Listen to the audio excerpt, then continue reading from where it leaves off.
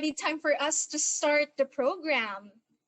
Are you guys ready to know more about our mental health? All right, so ladies and gentlemen and distinguished guests, I would like to greet you all with a pleasant evening. Welcome to the fifth session of YANA Live. Are you guys all ready to know more about our mental health? By the way, I am Charlene Maybe Canlas, YANA officer of the Rotaract Wanasian, and I'll be your host for this lovely evening. All right.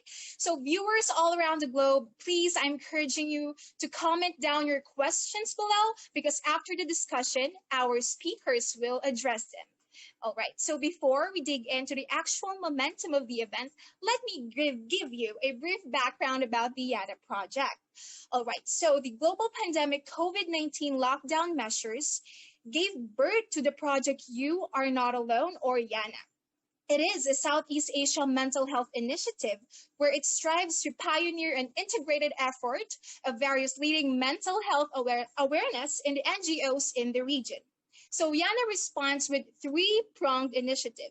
The first one is the regional listening hotline.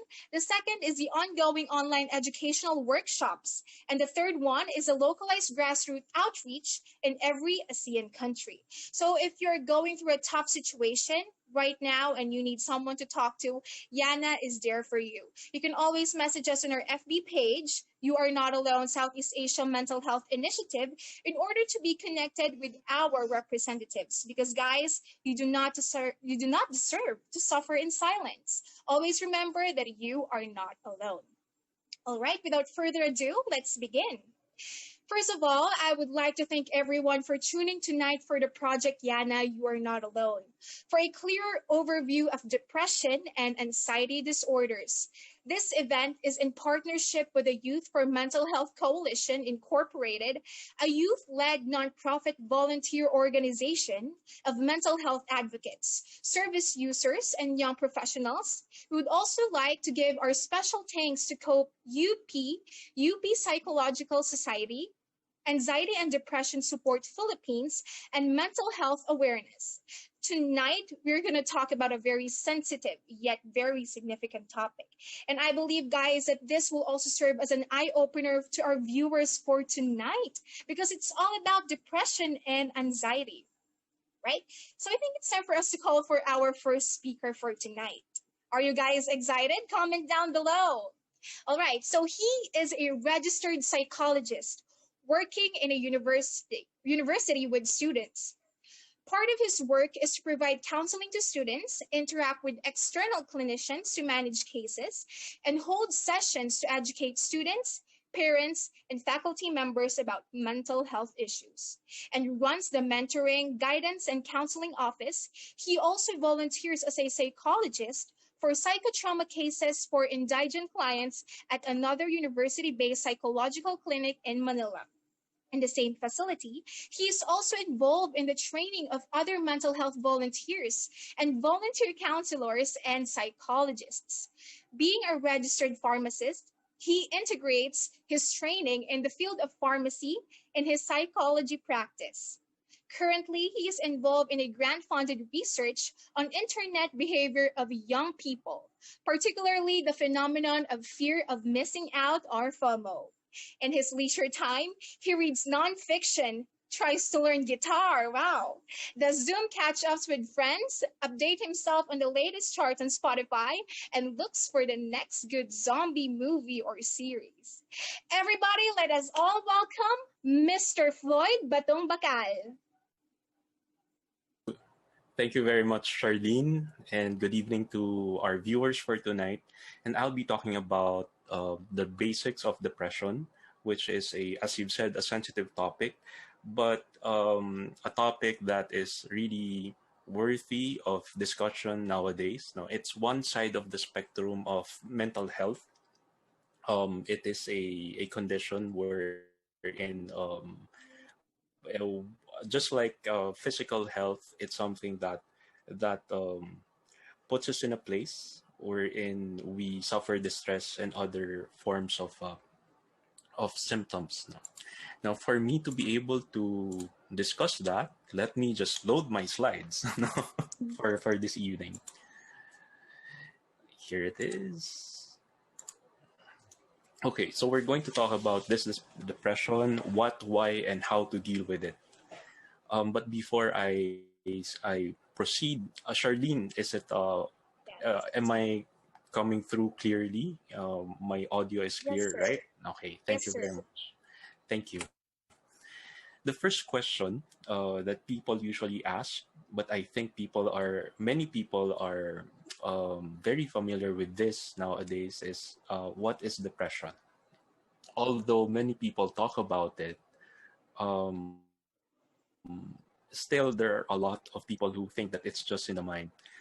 Previously, we had to present to some of our stakeholders uh, what depression is, the mental health conditions that we are talking about tonight.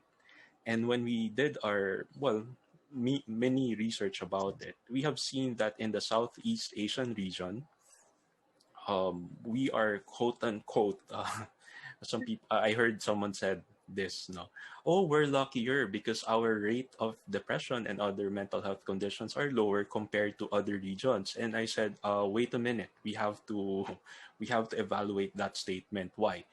Because, for example, in the Philippines, if what people claim is the rate of depression is from around 2 to 5% or 3%, no.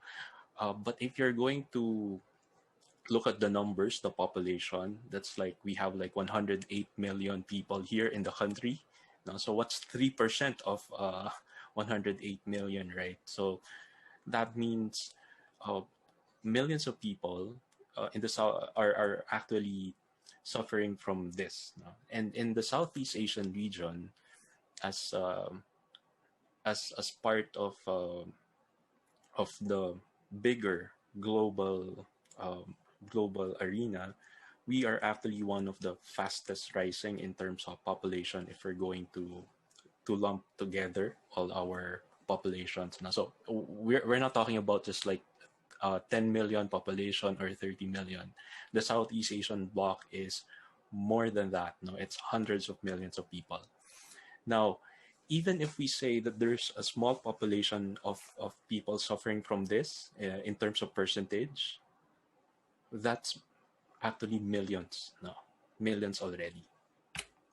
And what is depression? Depression is a common and serious medical illness that negatively affects how how you feel, how you think, and how you act. No? And some people would say, how come it's a medical condition? Because as we can see here, it's something that affects how we feel, how we think, and how we act. No? Isn't just in the mind. No? Well, that's one of the contentions of people. But actually, depression can cause feelings of sadness. That's one. Loss of interest in activities we once enjoyed. It can lead to a variety of emotional and physical problems. Okay, wait. That's going veering away from just being in the mind. No. And then it decreases a person's ability to function at work and at home. Definitely, that's not just in the mind. There are many people who can feel that, who can experience that, not only the ones suffering from depression. So, because when for example, if they're going to claim that it's just in the mind, well, either the mind is affecting the other parts or aspects of our being or our humanity, the physical aspect, the emotional and relational social aspect, the functions, or it's also a sign that there is something happening deeper, maybe biological or biochemical, that's also affecting the mind. It can go either way. So that's why it's a medical condition, not just a something that's in the mind. Well, how does one get it? Well, will I also get depressed if I take care of someone who is depressed or if I live with someone who is depressed? Well, of course, depression is not like infectious. It's not infectious in a way that when someone gets a, a flu some you get it when you're with that person. That's not it, no. But there are many things happening in a person when he gets depression. When it develops, it just doesn't develop overnight. No, it just doesn't develop in because of one thing. There are many things that can predispose a person to develop depression. So what happens and how does it get there? So it's a multidimensional condition. There are many factors at play when we talk about the depression and the development of depression. First, it can be that there are changes in the biochemical composition of the brain, some neurotransmitters and the other related chemicals, quote unquote, there in the brain. There are changes there happening. It's either it's the cause, or we can see that it is affected by something else. In that, or well, sorry, or there can also be biochemical changes happening in the body, like the hormones are interacting with our moods, for example, or the person is predisposed because of genetics. Depression can, there are cases wherein depression can run in quote unquote, can be a genetic there can be genetic predisposition to having depression. So there are twin studies, for example. Twins are usually the favorite, no, cohort for this for genetic studies because they have the same DNA. That's for identical twins, no, and it's more than chance that twins develop also depression. So these things are predispositions. Okay, it doesn't mean that if we are genetically predisposed, we will develop it. There are other factors that still are at play, and scientists are still trying to determine those specifically.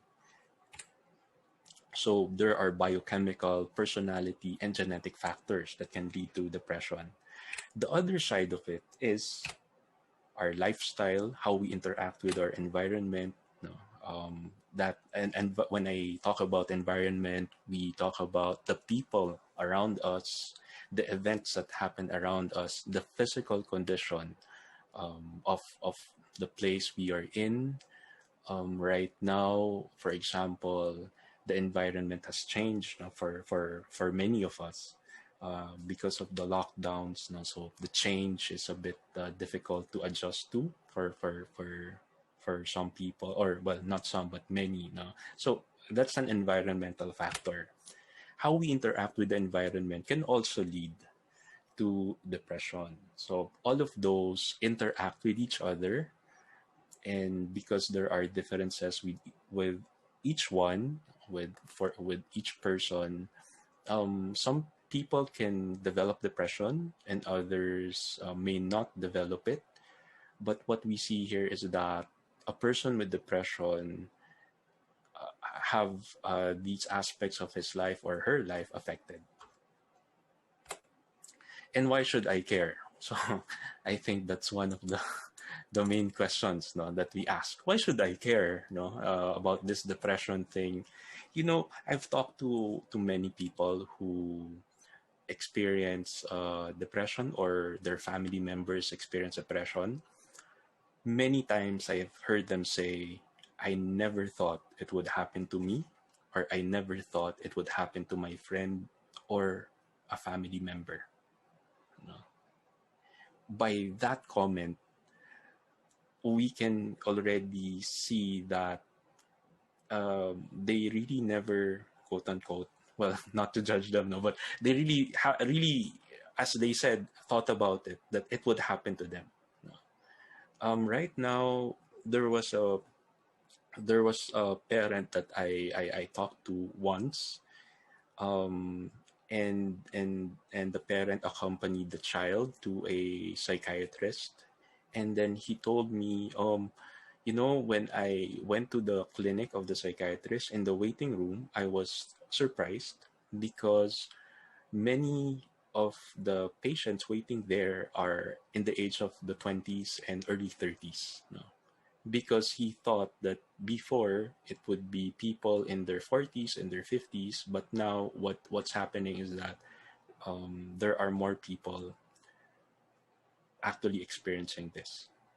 Why should I care? So that's one of the questions that people would not ask, but still is in their mind. It usually, because depression usually brings distress, it makes a person suffer a lot. And or if you are the one who has depression, I don't think anyone would want to needlessly suffer for a long time. No. And that suffering can affect our relationships, our work, our personal goals. No. That um, we because people do not understand what depression is. For example, it can ruin a friendship or a romantic relationship, no, unnecessarily. Why do I say unnecessarily? Because there is treatment for this condition. No? Our work, a person will be absent, or our studies. No, it will be difficult to focus, and then we just tell ourselves that, oh, maybe I'll just sleep it off, and then tomorrow this will be okay. No, but then tomorrow comes and it doesn't. No. And our personal goals as well. Of course, if it happens to our friend or our family member, to a person that we care about, we don't want that to happen to them, and we would like to help them. And if it's not addressed, it can lead to further downward cycle of frustrations because it has already affected our relationship and we don't ask for help. Then, of course, the distress will grow more because our interaction with our environment will still continue. And sometimes it broadens, that interaction, that effect broadens not only to the relationship with one person, but the next, etc. No? And then also, it can also exist with other conditions. What we have seen is that sometimes, at first, it can be depression, but then later on, we find out that there are other conditions present. No? So it doesn't get to be addressed, no? When in fact, there is a way to address it. And how do I know if I or someone else have it? No. Well, first, before I get there, please beware of self-diagnosis. No, don't diagnose yourself via Doctor Google. No, just Google it and then have a checklist. No, even if you have tests that you answer online, doesn't mean that you have it. Because there are some tests, for example, wherein you just it's a checklist wherein you take it, but then it seems that you have depression according to the score interpretation. But sometimes you're just stressed out. That's why your response to the test is like that. But then, having said that, I will now present the symptoms as warning signs, not as a diagnostic tool for you. No, don't self-diagnose. Always consult a mental health professional. Why?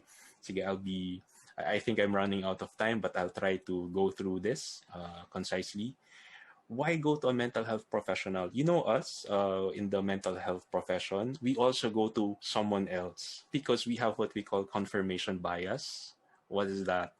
It's trying to look for evidences to confirm the conclusion that we already have. No, so if we think that, oh, baka may depression ako, so or if I might have depression and then I see a small sign, oh, see, I have it. No? So the objectivity is affected already, and it might lead us to do other things. So always consult. Don't self-diagnose. But then we're going to talk about the symptoms and the symptoms here, signs and symptoms as warning signs. So if you have seen this in other people, you might want to help them consult a mental health professional. First warning sign is, of course, well, having the depressed mood. This is the sadness, no? The extreme sadness without any reason at all. And then there's loss of interest or pleasure for activities that what were once enjoyed. Now, these two are usually what we see when we encounter people with depression. But then the other symptoms may or may not be present or may be present in varying ways. Some of them may be absent for some time, but these two, they are usually always there. What are these other symptoms? You may overeat or undereat. You may oversleep or undersleep. You may feel that you have low energy, and that sometimes people would tell you, how come you're moving a bit slower for the past days, and it's difficult to focus, or sometimes it's difficult to remember things, and you feel that guilt for something you can't really pinpoint, and that sometimes there are thoughts of death. If you've been experiencing this for at least 2 weeks, let's usually medical uh, consultants peg it at around 2 weeks. You might want to consult your your your mental health practitioner, your psychiatrist, no? Or if you don't want to go there yet, you can consult your general practitioner, your GP, no, your doctor. Will thinking positively make it go away? Nako, this is the usual advice of people. Just think positively and it will go away. So I never get tired of explaining them. It's not that simple. Yes, thinking positively can help, but it's not that simple. You just don't tell someone to think positively and it will go away. Well, the usual treatment, I'm nearing the end of my presentation. The usual treatment is counseling and psychotherapy and medication. Now, depending on the severity of the case, or on the extent, no, of how the person is experiencing it, um, some people might opt for counseling and psychotherapy alone, but sometimes because of the severity of the symptom, they might need medication, no? And usually there is a lifestyle modification there, because as you have seen earlier, depression affects a lot of aspects of our lives or functioning, no? And what do I do if I think I have it? First, what are the resources available to you? For example, if you don't want to go first to your psychiatrist, if in your school you have your counselors, no, go to your counselors if they're available. Now, if there are none, you might want to go to someone whom you can trust, whom you trust, and who can understand your social support, no? And usually, why do I say this? Because usually a person suffering from depression will have this thinking that, oh, I might just be a burden to other people, no? So okay, wait, you might be thinking that. At the same time, there is a drive for you to ask for help, no? And you know, usually when a person thinks about this, mulls over this choice, that tells me that that person wants to get help. So um, talk first to someone you trust, no? To a close friend, to a close family member, and then you can please consult a psychiatrist or a mental health professional. Don't self-diagnose, no? Don't do that, please. Uh, I beg you. Okay, please don't do that, because that might not solve the problem.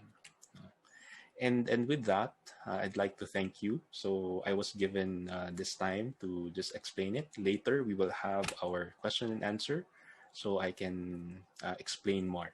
Thank you very much.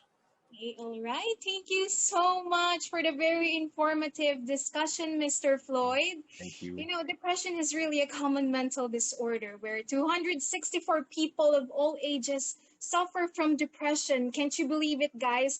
There are 264 million people around the globe suffering from depression. And just like what Sir Floyd said, it could cause distress, and could greatly affect our everyday routine and even our relationship with our family and friends. And to worst case scenarios, depression can actually lead to suicide. And according to World Health Organization, actually every year there is close to 800,000 people that die from this silent killer. And guys, for so you know, suicide is the second leading cause of death in 15 to 29 years old. But of course, just like what Sir Floyd said, there is always a medication for this. There are lots of effective treatments. And please, what we have to do as an individual, of course, is to break the mental health stigma and discrimination, because this can actually make the mental health problems even worse and could stop the person from getting help they need. Right? So, guys, if you have questions, please don't be shy. Just comment down to our FB Live comment section and we will choose some few questions that our guest will definitely answer. All right, are you guys excited for our next topic for tonight? Okay, so after knowing facts and lots of things about depression, it's time for us to say hello and talk about anxiety. So, our second speaker is a graduate of University of Santo Tomas from UST. From elementary to postgraduate studies, she is a graduate of master's degree in clinical psychology, a magna cum laude, a scholar of Japan Student Services Organization. She took psychiatry and psychotherapy courses at the University of British Columbia, Vancouver, Canada. Presently, she is a resident clinical psychologist and researcher of Metro Psychiatry Incorporated, both in Manila and Cebu. She has been a volunteer psychologist of the UST Psychotrauma Clinic for 4 years, and at its present, she is the secretary. She is also a member of the Psychological Association of the Philippines, licensed and registered both as a psychometrician and a psychologist. She has been a resource speaker for mental health in various universities and communities. Also, she works as a clinical psychologist, consultant for some industries. Her interests in research are suicidal ideations, positive psychology, depression among youth, and neuropsychology. Outside of her career, she is the external vice president of Governors and Friends, Toastmaster Philippines, and co-chair for the Youth Network Coordination Committee of Religious for Peace Philippines. Everybody, let's give it up for Miss Kristianni Bance. Hello, ma'am. Sorry, thank you. So good evening, everyone. I'll be presenting about anxiety. So just a fun fact, Sir Floyd is one of my mentors in the UST Psychotrauma Clinic. So I'm pressured and honored to be presenting with him. All right, so I'll be just sharing my screen. All right, so I just need to fix this. All right. So can you see my slides now? Yes, ma'am. Okay. All right. Hold on. Just need to do something. So maybe you notes page. How do I do this? Oh no, hold on. It's okay, ma'am. Just take your time. Thank you. Okay, then just need to go and this one.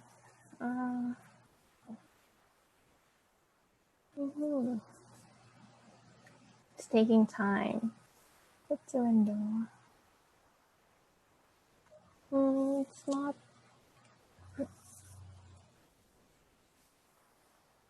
Okay.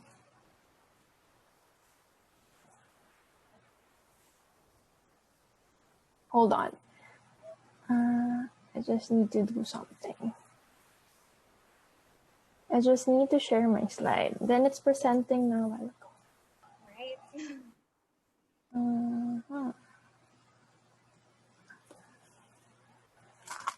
Okay. Something wrong. it's taking time. Hold on, guys. Take your time.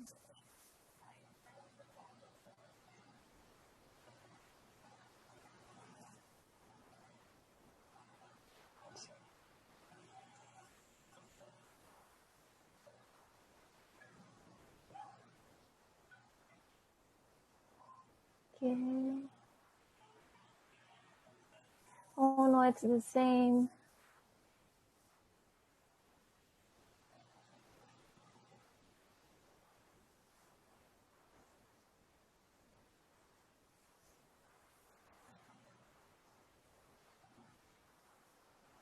But it seems that there's something wrong. Hold on. So while Ma'am Kristianni Bance is still getting ready for her PowerPoint presentation, guys, I would always like to remind you to please comment down your questions below because our speakers will definitely address them right after their discussion. So guys, if you also have idea, sharing things and stuff, you can also put it there in the comment section below. And I would also like to invite you to our event this coming Saturday.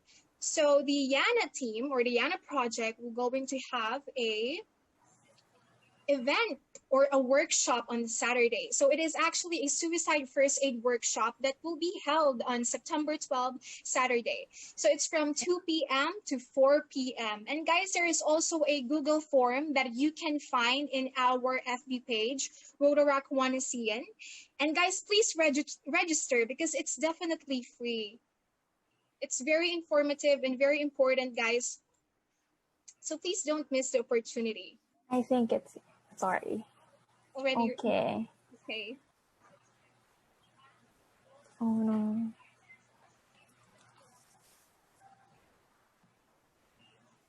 All right. I'm just fixing something. Then I think it's gonna present. Because it's going out, I don't know. It's okay, ma'am. You can present even without a PowerPoint. All right. So, yeah, I need to start. Okay.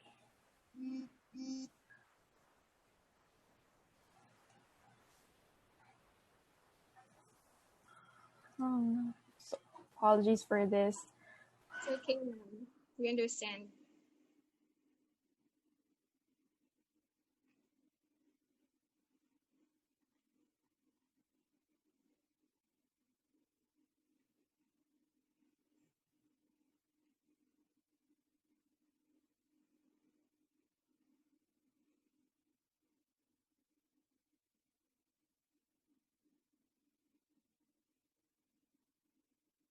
All right. So I think we can start.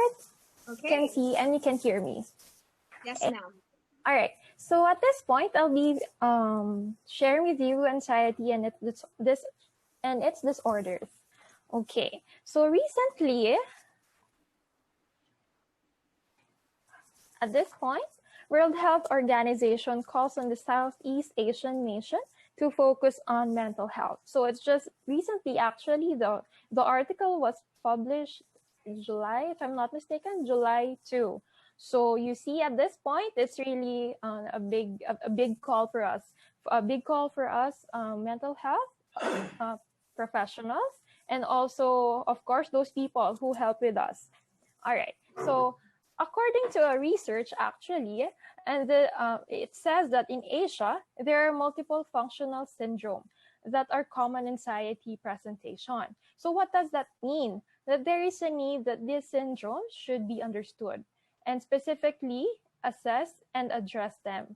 So also, we need to be aware that there are also a culture-bound syndrome, so that we need to respect since it's part of their belief and culture. So we're here in Southeast Asia. We need to recognize as clinicians that there are some culture-bound syndromes that maybe collectively will become eventually a symptom of maybe anxiety or other mental health concern. So at this point, this will be the overview of my slides. So first is the difference between fear of anxiety, and then the next one is what is normal anxiety as compared to anxiety disorders, And number 3, the types of anxiety disorders, and 4, the risk factors. Okay. So many of us are asking what is really the difference between fear and anxiety, and what is stress actually. So if I'm that stressful, does it mean that I am anxious, or do I have anxiety? Okay, so by definition of the American Psychiatric Association, it is an emotional response to an immediate threat. So fear, therefore, is an immediate, there's a presence of an immediate threat, presently associated with the fight, flight, freeze, or the sympathetic nervous system that we have in our body. So it becomes responsible in our body, which makes us alert, and it changes our heart rate, since there is an extra activity needed as compared when our body is at rest. So again, the fight and flight or freeze is very evident when something exposes us to an immediate threat. Okay, more so since it is an immediate threat, it focuses on the here and now, and it's also objective and rational because it is something in front of our eyes. Okay, so also we have to know that the threat is present and we are focused on that specific threat. So for example, could be in a presentation. So maybe I am presenting in front of you and I can feel, or I have feelings of fear. Or maybe I'm going outside for the first time. So after this lockdown or during this lockdown, then I can feel that there is something fear inside me because I might feel that it's not safe to go out at this point yet. All right. So that is fear. Again, it's an immediate threat. It's the here and now, and it's objective and rational. And it is a narrowing of attention because, again, it's specific. Therefore, what now is anxiety? So anxiety represents an anticipation of the future concern, emotional response to some perceived future threat. Okay? Therefore, it has no clear cue and is subjective. Since you are forming your own thoughts about the future, maybe these are thoughts, behaviors that would prevent you to do so, that might something happen in the future. So you see now the difference at this point, right? So it's also associated with muscle tension and avoidance of behavior. And it becomes persistent, uncontrollable, and overwhelming when we seem not to be able to address the concern that we have right now. So furthermore, it's excessive and has an irrational dread of everyday situation. So every day you are anticipating something that might happen. Okay, so therefore there's no clear cue that there is there is an impending danger. Okay, so that's the difference between anxiety and fear. Again, fear has this clear cue. It is objective, it's irrational, and then it's something at the present. And anxiety is something you are being concerned about, and it's something you don't know yet that might happen, and it's something in the future. Okay, so this is now when we ask ourselves at this time when to seek professional help. So here, normal anxiety, especially we are in this pandemic. So most of us feel anxious. And then these used to be abnormal before or nowadays are becoming normal. That's why this could be some normal reaction to stress and expected on certain events or situations. So again, this pandemic, there are times that we become fearful, we become anxious, so more of the anxiety because we don't know where the COVID is. We don't know if we go out, will I be having that? Will I have that? Will I have that problem? Okay, or will I be contracted with a disease or anything that might come across to your mind? So now our brains are considered to be in the survival mode. Therefore, many of us feel distress from time to time. Also, this is our normal reaction from stress. So again, whatever we considered abnormal can be now currently or presently be normal. And then this is when anxiety can be beneficial as well. So some situation, since it tells us to be alert, to be prepared, it makes us pay attention to any danger. This is also when we can address our anxious feelings through self-care and other coping strategies. So that's normal anxiety. And what about now this anxiety disorder? It is when it becomes problematic. Okay, since it can be chronic and irrational. It can cause us to avoid situation that trigger or worsen the symptoms that we have. Okay, there is a presence of excessive worry and an ability to control or stop worrying. Also, it highlights now that one cannot be productive. Okay, so there's now a problem that we cannot function, that the regular activities that we used to do. And it is now suggestive to seek professional help. Okay. Now we proceed now to the anxiety disorders of DSM-5. Like what Sir Floyd mentioned, there's a disclaimer. This is only for lecture purposes, and we all mental health professionals discourage self-diagnosis. Okay, again, this is only for the lecture purposes. All right, so the first one of the anxiety, under the umbrella of anxiety, we have the phobias or specific phobia. It is excessive, persistent fear of a specific object, situation, or activity that is generally not harmful.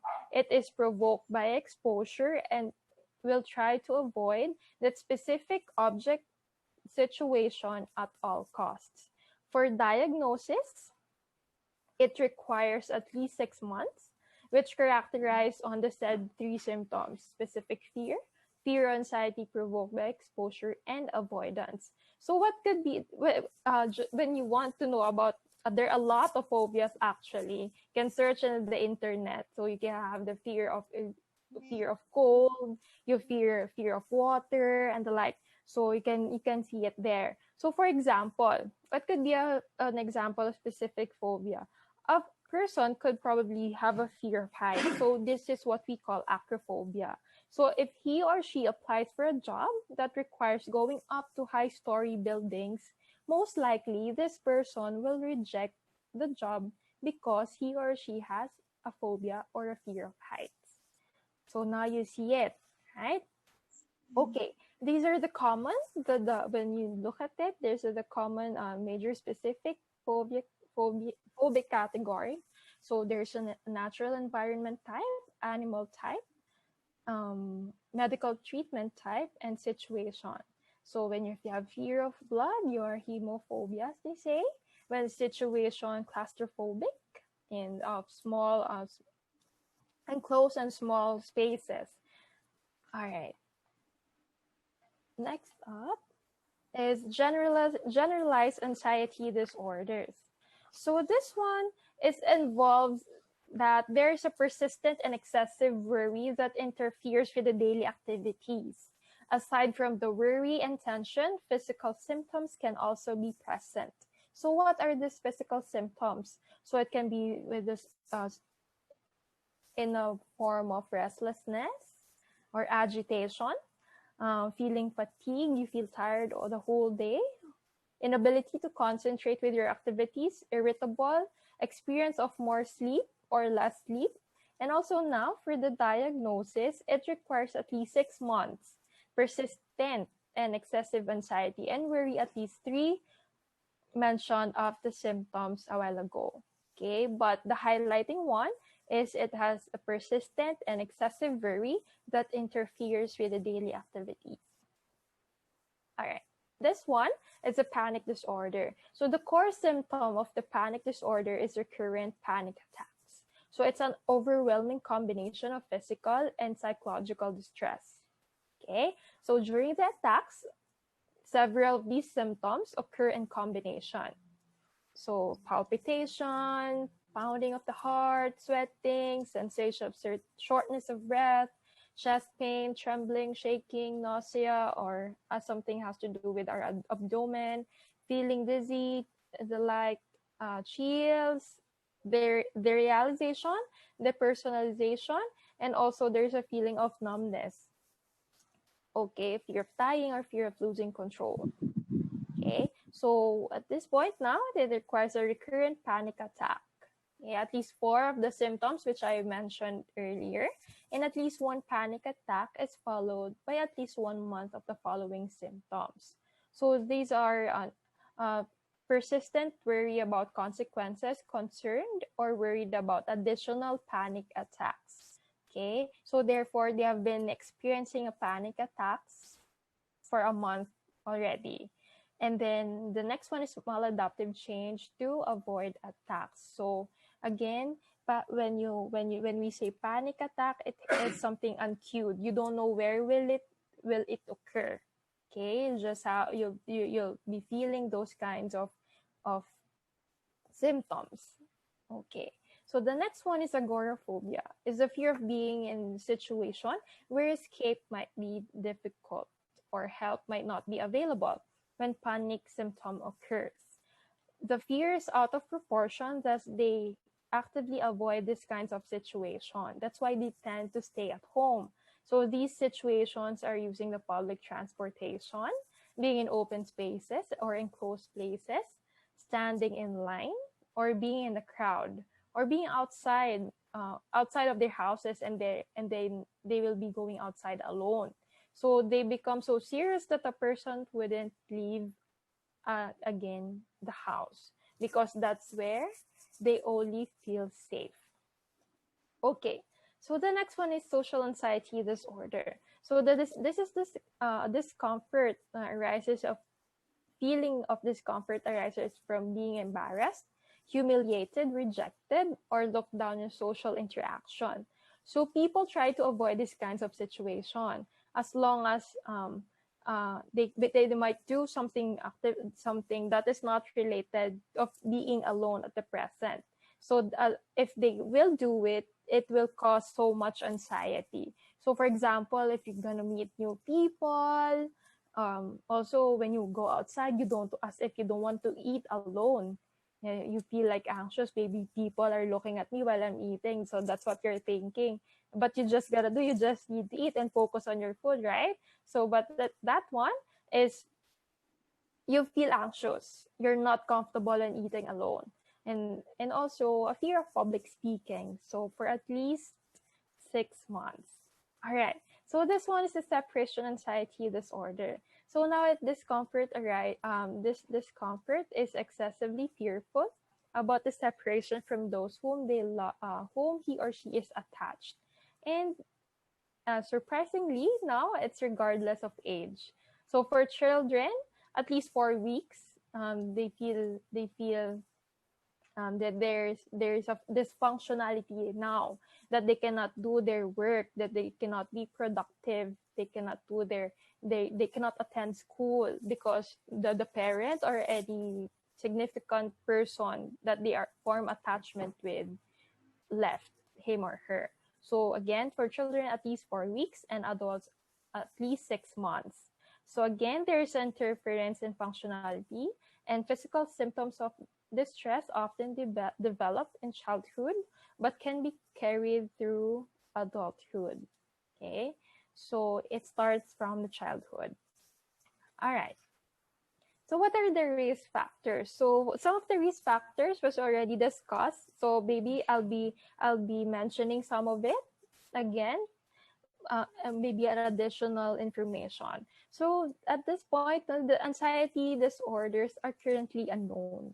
But knowing that humans are biopsychosocial beings, therefore it suggests that anxiety disorders or any mental health concerns are grounded within the biopsychosocial model, and each has its own contributions.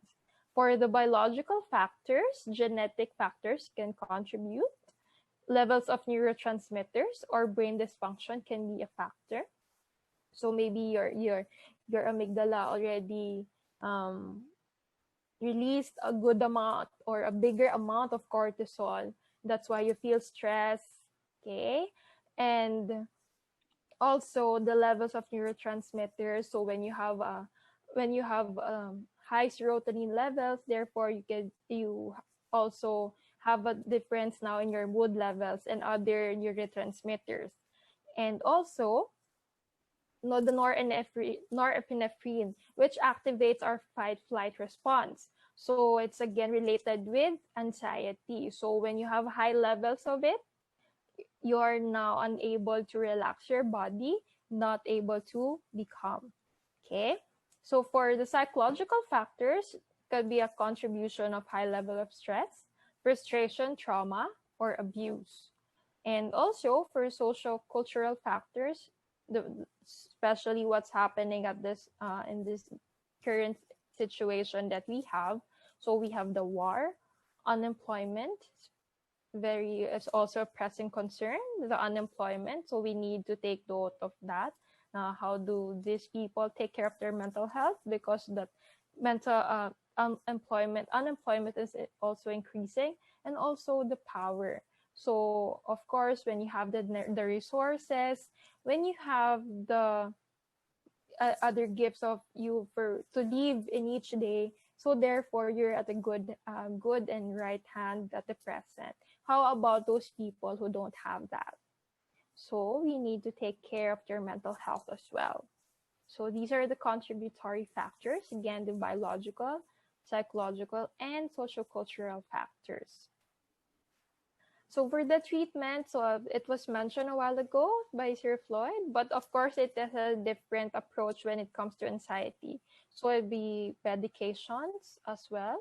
So there are certain medications for that, and also psychotherapy that can be given by us clinical psychologists. Okay, and but the first and foremost importance of everything is, again, you need to seek support to those who are openly and willingly tell that you are in concern of your mental health already. All right, so I'll end with here. Anxiety disorders are real, serious medical conditions, just as real as physical disorders, such as heart disease or diabetes. So I think you get the picture of that. So that it's also a physical concern, and it's equally important as our mental health concern. So if you have any questions, yeah, thank you. Thank you so much, Ms. Kristianni Bance, for the very eye-opening discussion about anxiety. We all know that the burden of mental health conditions is on the rise globally, and one of them are anxiety disorders, which will affect nearly 30% of adults at some point in their lives. So anxiety is actually different from a typical feeling of nervousness or anxiousness, just like what Ma'am Bance said, because this involves an excessive fear which can interfere with a person's daily routine, job, or performance in various areas, and could also affect relationships. Thank you so much, ma'am, for that very wonderful discussion. So guys, I think it's time for the Q&A session. So before I ask these questions, again, I would like to remind everybody to please comment down your questions below, because our speakers will address them. All right, so I have first 3 sets of questions for Mr. Floyd Batongbakal. Sir, are you ready? Okay, yes, I'm ready. You seem so excited, sir. All right, the first question. Mm-hmm. Is there any difference between depression and suicidal intent?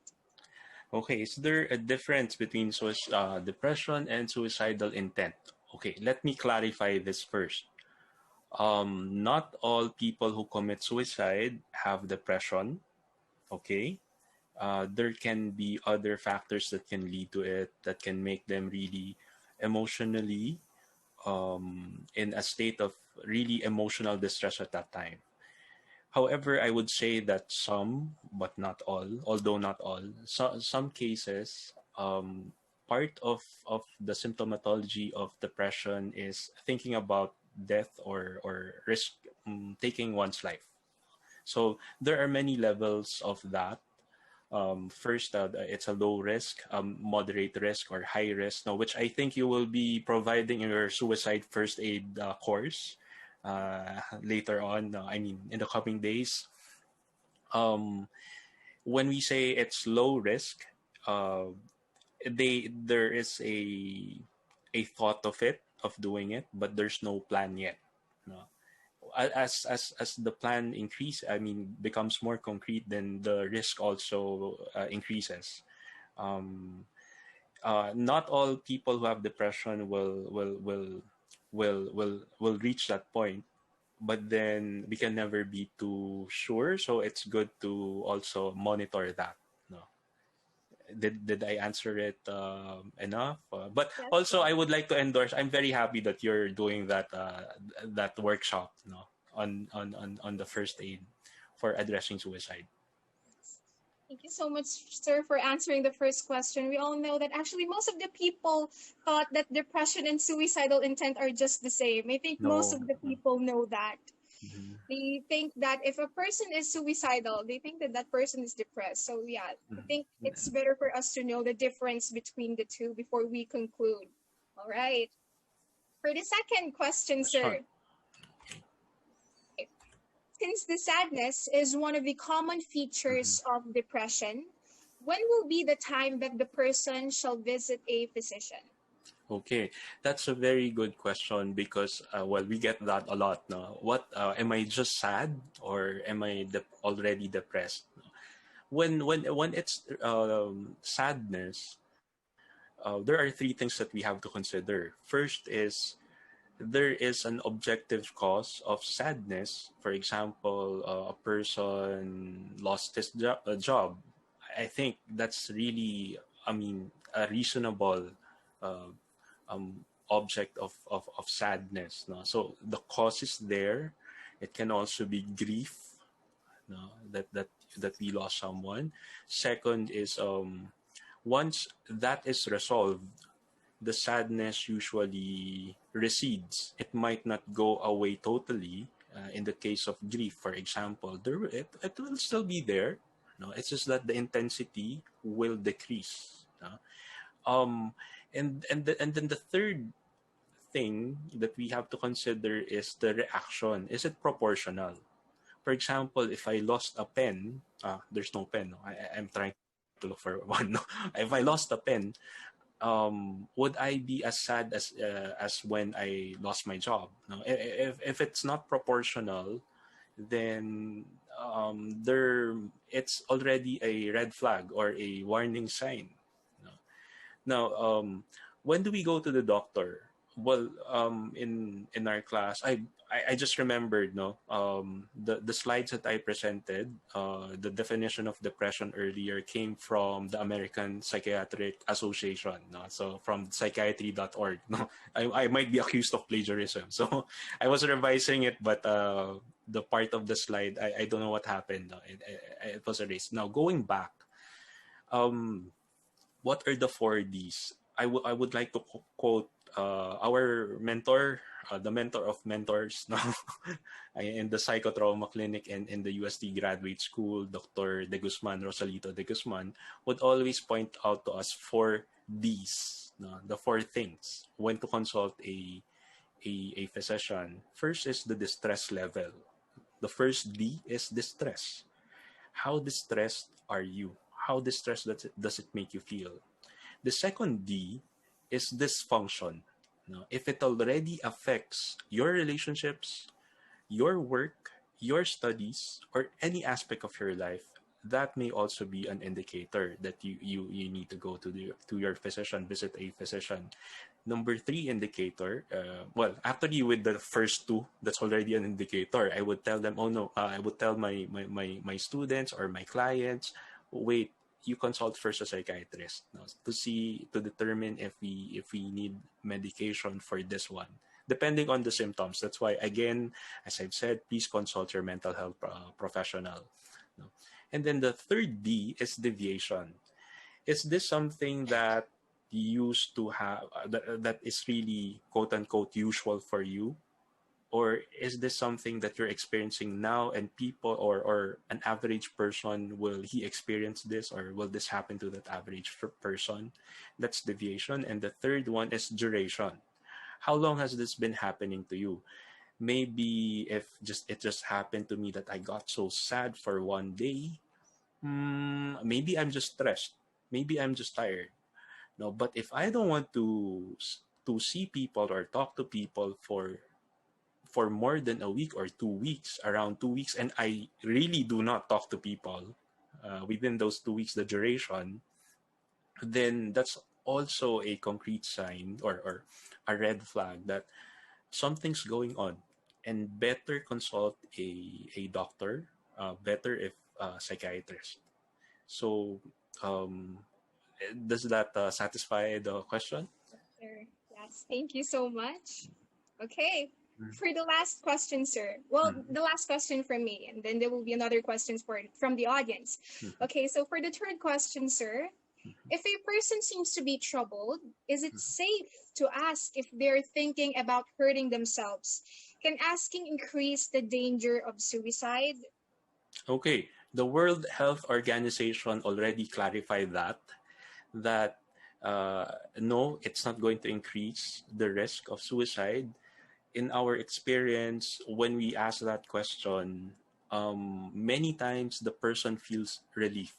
I mean, a bit of relief because it has been going on at the back of the person's mind, and well, of course, that affects us, no, and it gives them a relief that finally I can talk to someone else about this.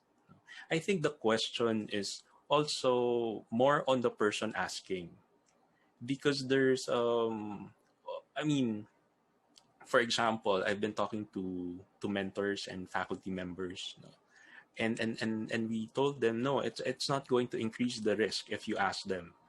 But then at the same time, they don't feel that they're ready, no? So I think that's also something that has to be considered, because when you ask that question, um, you have to quote unquote brace yourself for that. So that's why I'm encouraging people to attend your suicide first aid workshop, no? The coming suicide aid first shop. Because, for example, if you ask that question and the person says yes, that's not the time to moralize. No? The main goal for us is to help them be safe at the moment. No. So that's the main goal, to keep the person safe. So it's not the time to lecture, it's not the time to moralize, because you can just make it worse for them, and they might feel, why did I ever tell this person? so so you have to also ready yourself if you're going to ask that. So that's why, if you're having, second thoughts about it, attend their seminar uh, that they're going to conduct. But yes, no, but yes, no, but no, it won't increase the risk of suicide. Thank you so much, sir, for answering the first three questions. And brace yourselves because there are lots of questions from the viewers for tonight. Okay. So for Miss Kristianni Bance, she will be answering questions about anxiety. Are you ready, ma'am? Yes. All right. So for our first question, how would a person know if he or she is actually suffering from anxiety? Okay. So, what I mentioned during the discussion, so then anxiety highlights that it is persistent and excessive worry. So it's about the unknown or something in the future. So again, it is something in the future. So it is unknown to you. So it's also hard for them to control or stop worrying. Even the normal situation, their everyday that seemed to be normal before, so now they've been struggling with that because they cannot stop worrying about it, that there might something happen eventually. And also, again, the difficulty in concentration and the inability to accomplish their specific task every day. So therefore, so that person is suffering from anxiety. However, it is really best to seek help among mental health professionals at this point, again, because some abnormal feelings of anxiety before are now normal because of the pandemic. Okay, So, and also always refrain from self-diagnosis, because they say there are times that they just feel like they're stressed out because maybe because of, oh, where will I get the food for tomorrow? So if it becomes persistent, uh, uh, it becomes excessive worry that they don't know what to do, that they are seem to be lost. Therefore, they need to seek a mental health or professional already. But if they can manage, still they are still able to do it, still able to address their concerns. Therefore, they are still stable. So there. So again, that's when the person knows that he or she is suffering from anxiety. Yes, ma'am. Actually, I've been really seeing lots of posts of the youth in Facebook about anxiety since because of this pandemic, and most of them are actually worrying about the academics here in the Philippines, and also, of course, in the other countries as well. But yeah, I've been seeing lots of posts, ma'am, and I can see that most of the youth are actually doing the self-diagnosis. I've been Mm-hmm. seeing lots of shared posts in Facebook that they do this diagnostic test and they Yeah. conclude that they have anxiety, that Yeah. they're Yes. stressed, which is wrong because some of these things are not really authentic. Mm-hmm. Okay. Again, the issue about the DAS, right? So Yes, so ma'am. I don't know. It's been really uh, calling the attention of all the mental health professional. Again, it's just that's a tool. You know, when you take an assessment or something test on a specific day, there are times that the next, even just the next day, it might change because it is your present disposition. Okay, so it doesn't mean that you have high scores on that specific day. You mean you have depression, you have high levels of stress, you now have this kind of anxiety already. So you have to be aware that whatever you're answering online, especially nowadays, there are a lot of free tests online, and then they will just say that it's like already uh, it's like that every day you have these concerns and all that, then you cannot even think that what will I do next if I have these kinds of results, right? Yes, ma'am. Okay, thank you so much for answering the first question, ma'am. Okay, so let's move on to the second question. Okay, so here it goes. Does poor lifestyle affect anxiety? Will a healthy lifestyle prevent a person from having anxiety or even panic attacks? Okay, so with that, having anxiety, again, there's a normal anxiety. So when we say normal anxiety, again, it's an everyday stress that we face. So it's normal. And then, however, when it is now an anxiety that causes us distress, so having anxiety prevents one living life to the fullest.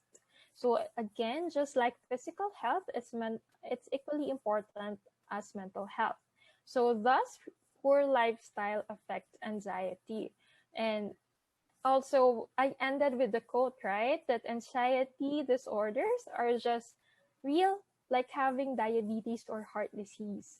So, again, let's say if one has a fever, we take in nutritious food, we drink plenty of water, and we give ourselves rest to recover from that sickness. So, thus, we can do the same when we have anxiety or any mental health concern. So, having a healthy lifestyle will ease the anxiety symptoms. So, such as doing exercise, right? But I don't know if we're still doing the exercise because this pandemic, we've been staying at home for at least 6 months already. But again, the benefits of exercising, it can help boost your mood. So it also improves sleep, reduce tension, and also it calms us. So lessening the levels of release of the cortisol or the stress that we have in our body. So then also our brain makes new neural connections and releases endorphins, which is responsible for pain and stress. So it alleviates. So when we sweat, so it goes out. So then we feel some as if we feel refreshed. So again, a healthy lifestyle, even if it's a physical health or a mental health, it contributes. It really has a big impact on our well-being.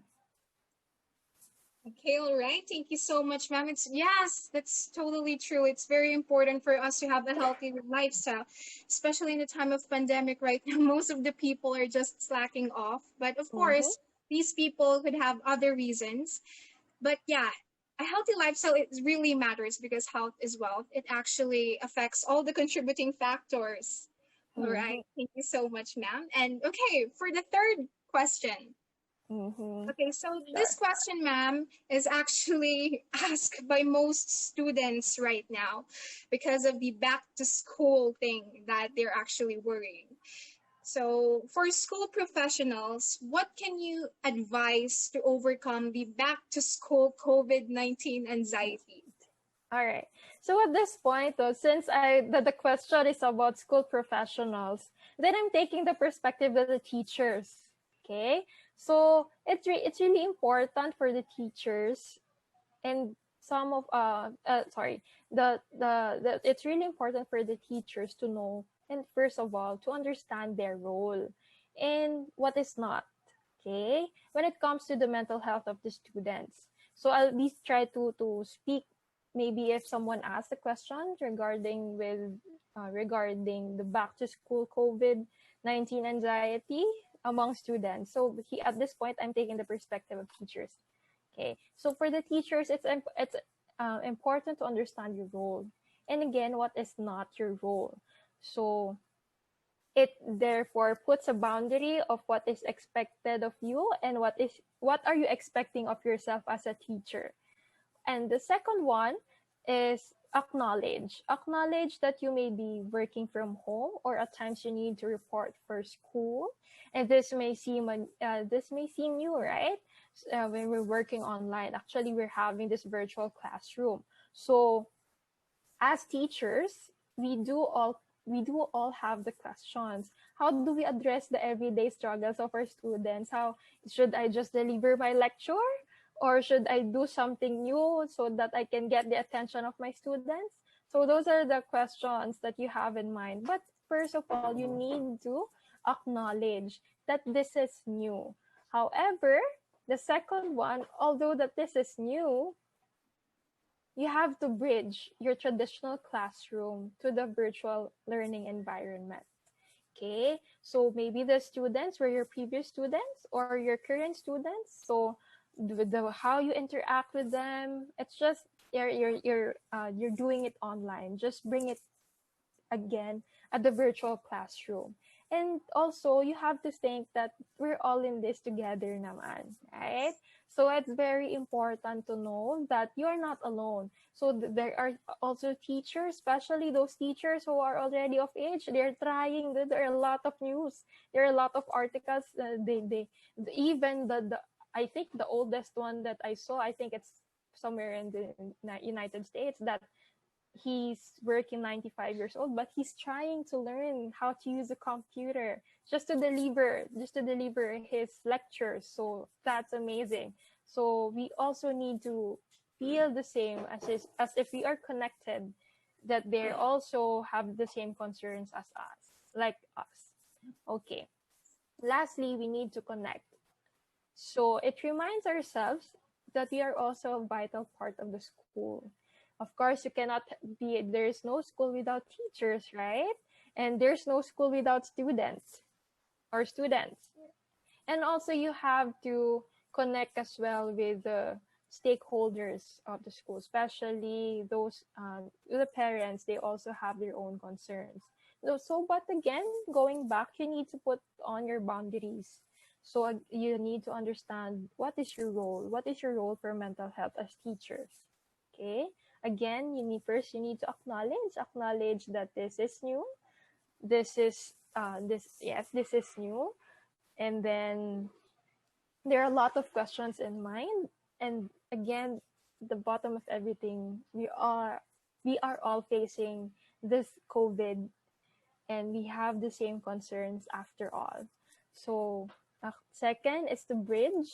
So it's ABC: acknowledge, bridge, and connect. So bridge is again you bring your traditional classroom to virtual learning environment.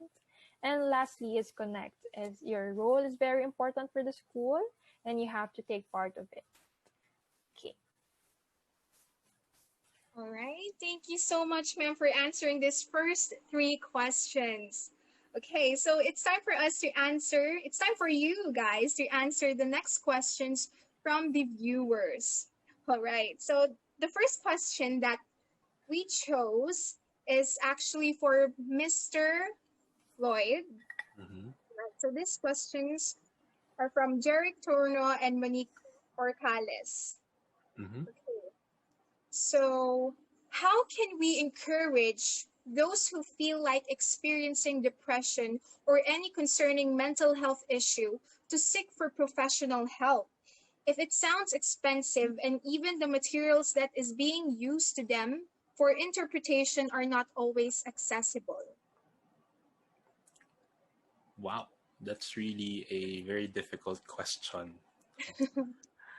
As I've said earlier, we have encountered also people who may be experiencing depression, but then the main thing is that it's difficult for them to actually come up with the money that they have to pay, for the consultations.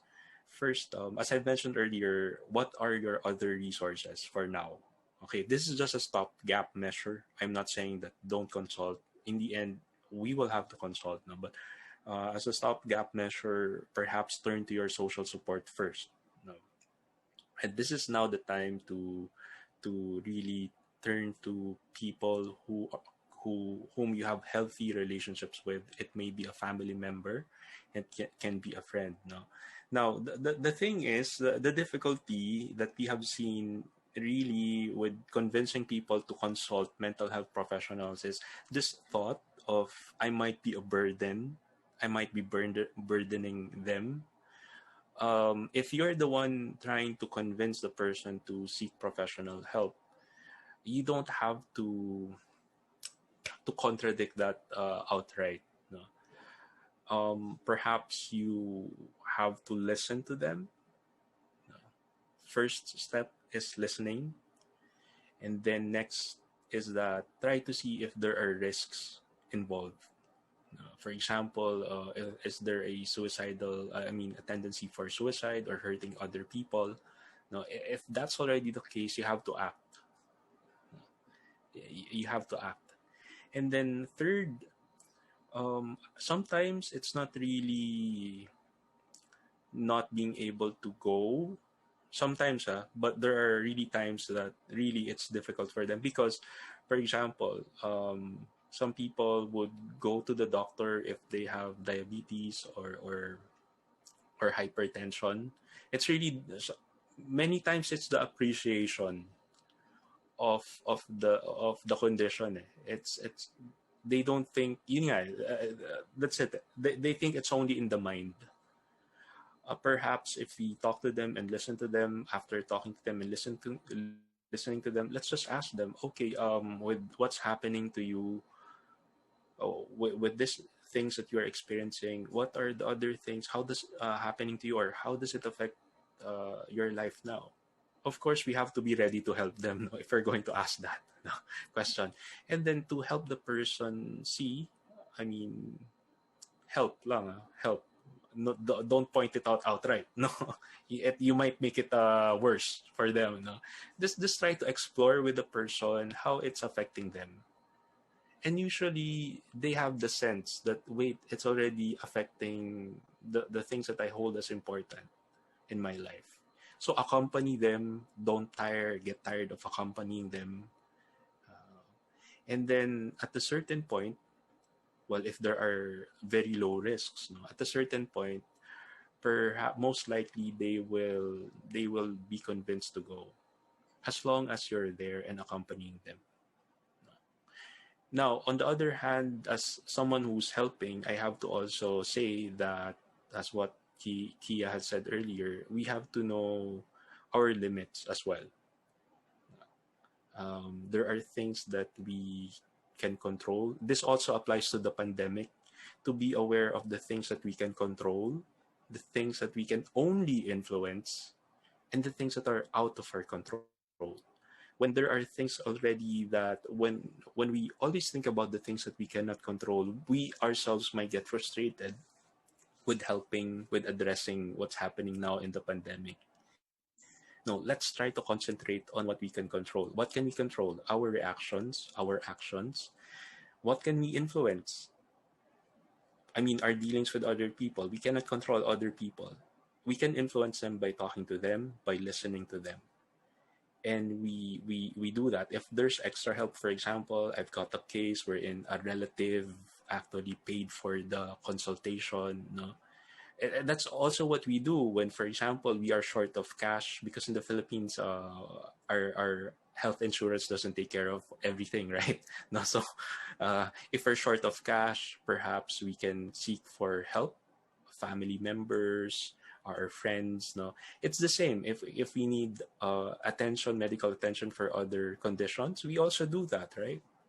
So perhaps we can look at our resources, where else we can get help. Also, lastly, there are reputable institutions out there. I think you have the list of that, no? Wherein you can get free, or at least at a very discounted rate, um, consultation with a professional. But then again, I will have to ask the question: is it really you can't, or is it the appreciation of, meaning, the understanding and the value that we give to the condition? There will be times really we can't afford it, so we look for other resources. But there might be times that we really do not appreciate that it's a medical condition that needs to be addressed. The thing of it's just in the mind. No? So that might hinder us from seeking help as well. Then accompany, listen, and explore with them. Thank you. Thank you, sir. Okay, sir, so in addition to what you've said, since you've mentioned a company, if, for example, I have a friend that is actually suffering from depression, are there any words that I should not say to that person that could add up to his or her stress? Um, it will. I would say it depends, no, on the type of relationship that you have with the person, because sometimes if it's really close, the person might allow you to say those words, but usually no, that word, but but, no. So try not to use that, because it might be viewed as contradicting the person, because at that state they can be very sensitive. What are the words? I can't think of specific words right now, but what I can think of is the disposition. No. Um, for example, when we say, wala yan, oh, that's nothing, you just think positive. No. No, please don't do that. Just think positive. It's all in your mind. Don't do that, please. Because, I will tell people, you know what? Don't you think that they haven't been trying to think positively? No? If they have that ability as of the moment, they would. No? So, those are some words, I guess. No? So, that is called invalidation. We do not acknowledge, as what Kia said, we do not acknowledge what they are experiencing. So words like that, nah, that's nothing. You can do it. Just do this, and it will go away. At the same time, don't also okay. The words don't, no, but right now I'm not. I am just answering a question. Don't try not to also overindulge. Okay, because they might be ruminating, and the more that they ruminate, meaning think about the bad things that are happening to them, it might also worsen the condition. So listen to them, but at a certain point, we try to distract, quote unquote, them, and turn their attention to other things. but make sure you listen to them first. Then try to distract them, okay, or divert their attention to other things. So we have to balance it. Being trying to be well. I know we would like to help. That's why we say those things. But that's the effect. It can make the person feel invalidated. We just have to be careful with that. Thank you so much, sir, for answering one of the questions of our viewers. Wow, All right. there are a lot of questions, pa. Sure, yes, there are lots of questions, but we have to choose 3 more questions since it's already about to be 9. Okay. Okay, so the second question is for Ma'am Kristianni Bance. Hello, ma'am. Are you ready? Yes. Okay, ma'am. So this question came from Trisha Baterna. So this is her question. There was a Twitter discourse about self-diagnosis. One side argues that self-diagnosis is valid since not everyone can afford to access mental health services due to how expensive mental health care is and can be effective if one does extensive research. Any thoughts on this? All right. So again, I've been mentioning during the discussion that I gave, that Sir Floyd and I gave, that we refrain actually to do self-diagnosis. Actually not refrain, but really avoid self-diagnosis. Why? Because there are things that you are in head that may catastrophize. So something that is small you thought of, then it will be larger than you think, right? So even it's been really alarming that many people nowadays are self-diagnosing. When you search on Google, they will show you a lot of concerns that are really concerns that you need to be concerned at the present. So it doesn't make you calm because it is really a big concern. It gives you a big concern already. So again, there are a lot what Sir Floyd said. There are a lot of institutions that offers free mental health services. Actually, these are licensed professionals that can help you out. So again, as much as possible, avoid self-diagnosis. But if you really want to validate, yes, you can take, but again, seek a mental health professional. That's the only validation you can get. And then because we don't want to put yourselves at risk, because maybe there's a level of, if you wrote down there are some statements that are very highly sensitive and then you have a high score. So what does that mean to you? It will not, maybe during the night you cannot sleep anymore because you're thinking that I might have that. So it increases again your level of stress that will put you into too much risk, too much amount of risk that you might now have the anxiety, you might now have the depression, and eventually what we want to prevent on this is suicide, which is increasing nowadays. So again, at the bottom of everything, avoid, be aware of self-diagnosis. Okay, all right. Thank you so much, ma'am, for also reminding us, the youth, for avoiding the self-diagnosis. Okay, so we've been running out of time. Okay, for the next question, this is for Sir Floyd. Okay, sir. This is from Maybe Abuan Langbayan. This is her question. To those people who take medicines for depression and anxiety, what can you say to the notion that some of these people seems to feel worse with their mental health? Can you enlighten us, sir, on the effects of taking medications as well as what will happen if you stop taking it? Okay. First, I have to say that you have to be subjected to the supervision of your doctor when you take medication. Usually, what happens here is that first 4 weeks, for around 4 to 8 weeks, the thing is that you might not feel better as you have expected, but that's the nature of the medication. Usually, many of these medications, you might experience the side effects first on the first few weeks, or first few days, and then maybe there will be a day that you feel better, and then again you go back to feeling worse, no? That's actually the normal course of the medication. So we try to wait until there comes such a time that it will be stabilized, because your body is adjusting to it, no? So try to give it time to adjust, and then at a certain point, if that's the right medication for you, there will be a stabilization of your mood.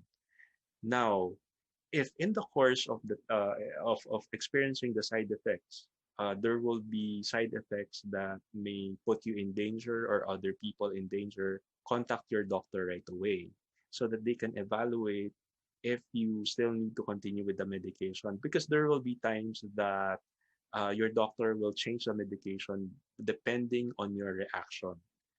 Right now, the technology is still like that. No, first, many of them we will experience a side effect. However, if that again is the right medication for you, after some time there will be stability. Now, withdrawing from the medication, well, it depends on when you withdraw from it. No, but then the thing is, I've seen cases wherein they withdrew from the medication, and they haven't really been doing other interventions than the medication. So what happens is that after a few days they dip right back to the previous symptoms that they have. No, after the medication wears off.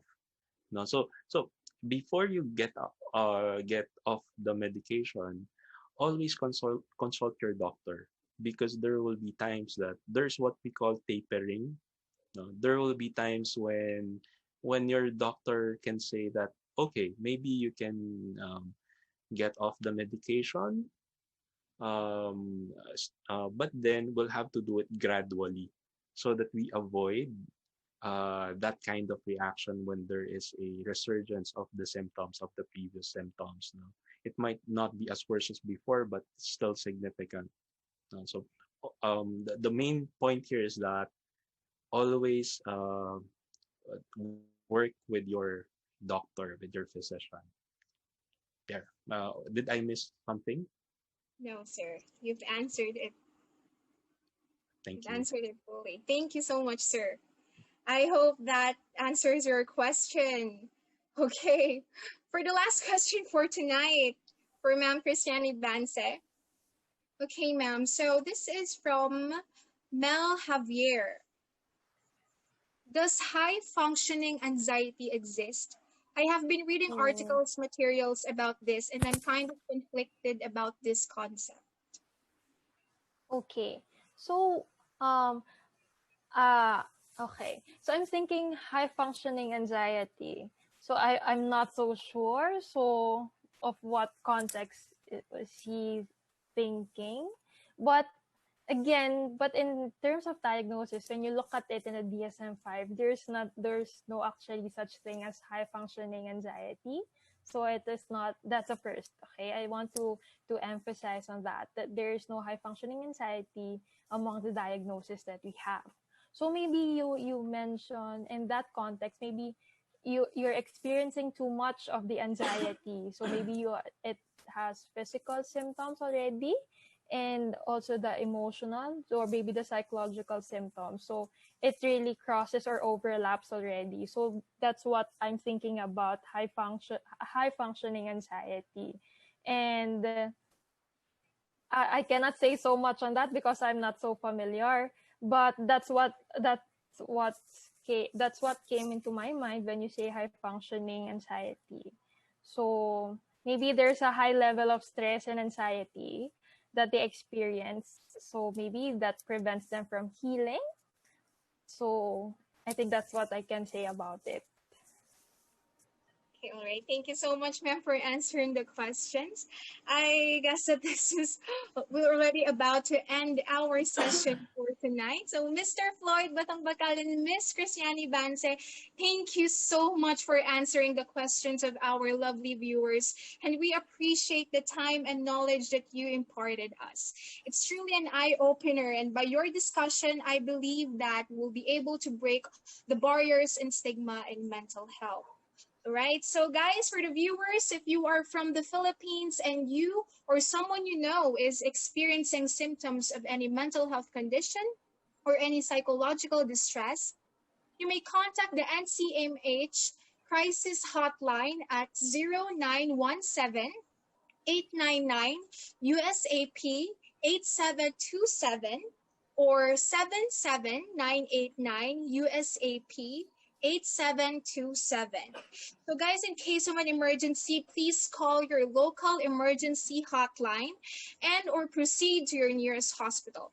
This event is in partnership with Youth Mental Health Coalition Incorporated, a youth-led nonprofit volunteer organization of mental health advocates, service users, and young professionals. We would also like to give our special thanks to COPE UP Psychological Society, Anxiety and Depression Support Philippines, and Mental Health Awareness.